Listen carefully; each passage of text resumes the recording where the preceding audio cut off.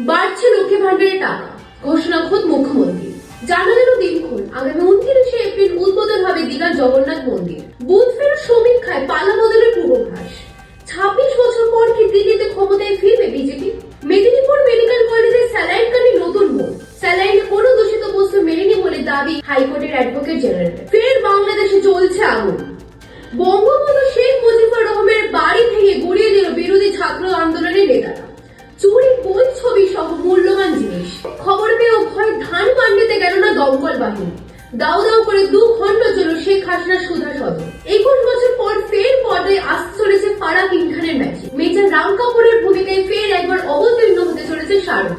মুক্তি পেল বহু প্রতীক্ষিত আরিয়ান খান পরিচালিত দ্য ব্যান্ডস অফ বলিউডের টিজার। টানা 9 ম্যাচ জিতে 4 ম্যাচ বাকি থাকতে লিগ শীর্ষে থেকে প্লে অফে মোহনবাগান। চ্যাম্পিয়ন্স ট্রফির মুখে আচমকাই অবসর ঘোষণা অজি অলরাউন্ডার মার্কাস স্টোইনিসের।